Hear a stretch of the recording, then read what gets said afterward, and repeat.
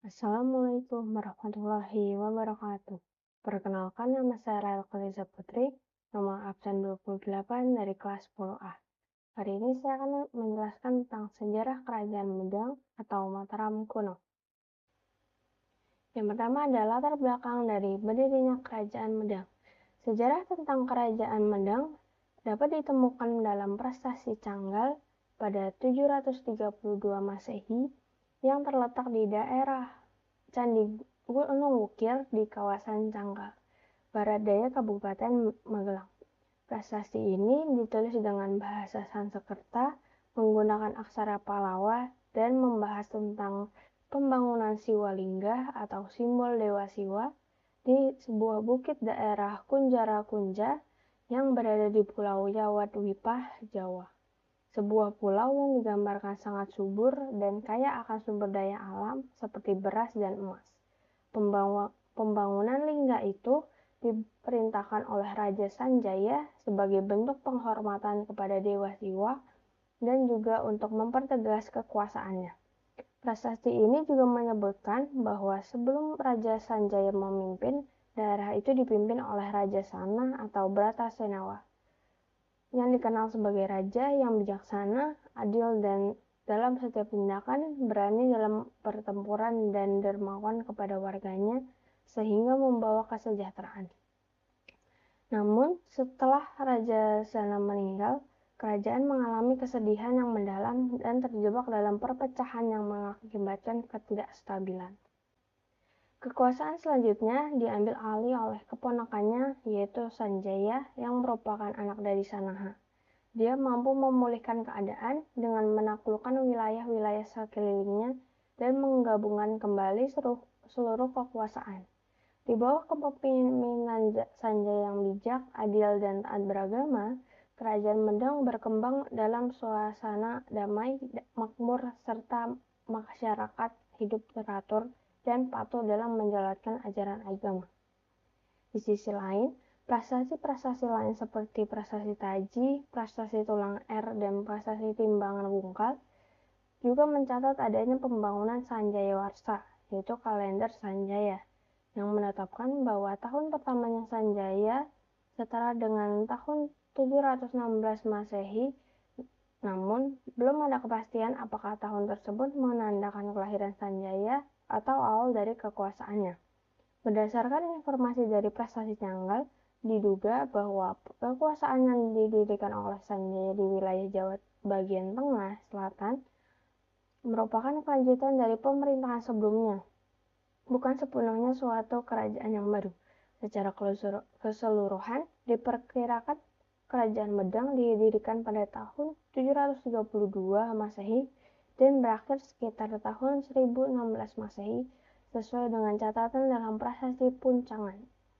Setelah meninggalnya Raja Sanjaya, yang dikenal pula sebagai Rakai Mataram, kerajaan mengalami perpecahan dalam kekuasaan yang selanjutnya dilanjutkan oleh putranya, Rakai Panangkaran, yang meneruskan pemerintahan dan perkembangan Kerajaan Medang di periode berikutnya. Selanjutnya ada masa kejayaan.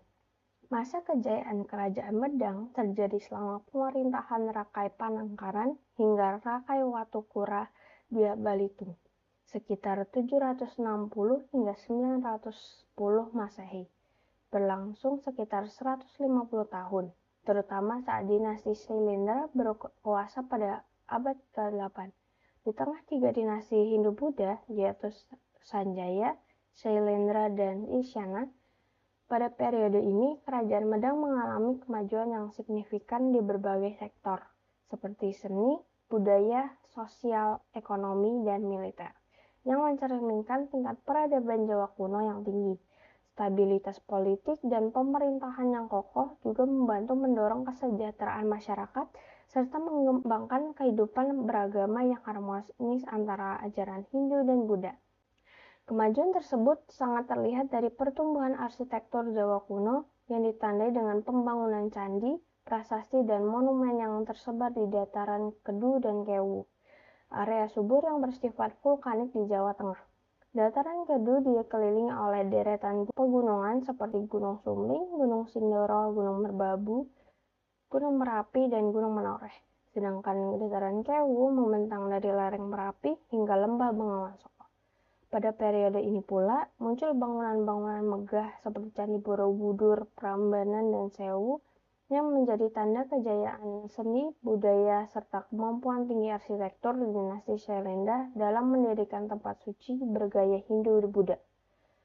Juga menunjukkan tingginya nilai religius dan estetika masyarakat pada zaman itu. Selanjutnya ada fase kemunduran. Setelah masa kejayaannya berakhir pada pemerintahan Rakai Watukuradya Balitung, Kerajaan Medang mulai mengalami penurunan yang ditandai oleh banyaknya konflik internal seperti perebutan kekuasaan di antara anggota dinasti, termasuk persaingan antara Balaputra Dewa dan Rakai Pikatan yang dicatat dalam prasasti Wagrah. Situasi ini menyebabkan kerajaan menjadi lemah dan akhirnya terpecah menjadi dua daerah kekuasaan di Jawa Tengah dan Jawa Timur. Pada tahun 929, Empu Sindok memindahkan pusat pemerintahan ke Jawa Timur dan mendirikan dinasti Isyana, yang masih merupakan kelanjutan dari garis keturunan Sanjaya. Perpindahan tersebut diduga dipicu oleh bencana alam seperti letusan Gunung Merapi. Meskipun penyebabnya belum pasti jelas, pada periode ini perkembangan seni dan budaya tidak sepesat di masa sebelumnya. Meskipun masih ada sejumlah prasasti sebagai bukti aktivitas pemerintahan, penurunan kerajaan Medang semakin terlihat pada masa pemerintahan Dharmawangsa Teguh, yang berusaha memperluas kekuasaannya dengan menyerang kerajaan Sriwijaya untuk menguasai jalur perdagangan laut. Serangan ini tercatat dalam dokumen Tiongkok pada dinasti Song yang menyebutkan adanya konflik yang berkepanjangan antara kerajaan Jawa dan Sriwijaya. Akibat serangan tersebut, Sriwijaya mengalami tekanan hingga rajanya mencari pelindungan dan dukungan dari Kaisar Tiongkok. Setelah terjadi selama sekitar 16 tahun, Sriwijaya akhirnya berhasil bangkit kembali dan mengusir pasukan Medang dari wilayahnya. Sebagai balasan, Sriwijaya menyusun serangan balasan dengan memanfaatkan pemberontakan Haji Wurawari, seorang penguasa bawahan Medang. Pada tahun 1016, ketika berlangsungnya acara pernikahan Putri Dharmawangsa dengan Airlangga, pasukan Wurawari melakukan serangan mendadak dari sisi utara.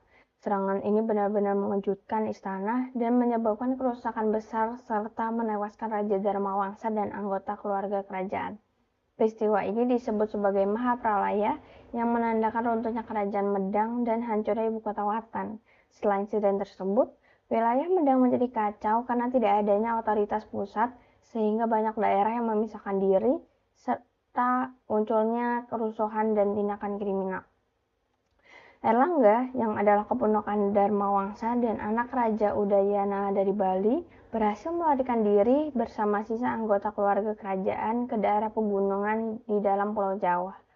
Selama masa pelarian dan pertapaannya, ia mendapatkan dukungan dari masyarakat, para pendeta, dan pasukan yang tetap setia. Akhirnya pada tahun 1019, Airlangga mendirikan kerajaan baru yang merupakan kelanjutan dari kerajaan Medang dengan pusat pemerintahan yang terletak di Jawa Timur, sehingga secara tidak langsung mengembalikan kekuasaan yang telah runtuh sebelumnya. Ini adalah beberapa peninggalan yang berupa candi, yaitu Candi Borobudur, Candi Sewu, Candi Sajiwan, Candi Prambanan, Candi Sari, Candi Kalasan, Candi Ratu Boko, Candi Gebang, Candi Pawon, Candi Sambisari, Candi Pelaosan, Candi Banyunibo, Candi Barong, Candi Gedong Songo, Candi Merak, Candi Bubrah, Candi Ijo, Candi Dieng, dan Candi Ngawen. Selanjutnya ada peninggalan berupa karya sastra Sang Hyang Kamahayanikan, ditulis oleh Empu Sri Sambara Suryawarama, ada 34 halaman. Selanjutnya peninggalan berupa prasasti, ada prasasti Canggal, prasasti Kalasan, prasasti Pantiasi, prasasti Wanua Tengah 3, prasasti Wantil, prasasti Wukiran, prasasti Kuak 1, prasasti Raja Sankara, prasasti Rambui, prasasti Salingsingan, prasasti Erhangat, prasasti Harinjing, prasasti Anjok Landang, prasasti Gamekan, prasasti Paradah, prasasti Panapihan, prasasti Ratu Boko, dan prasasti Klurak. Ini adalah daftar pusaka yang saya gunakan sebagai sumber-sumber, yaitu CNN Indonesia, Wikipedia, Traveloka, dan Indihome. Sekian dari saya, maaf jika ada salah kata maupun perbuatan. Wassalamualaikum warahmatullahi wabarakatuh.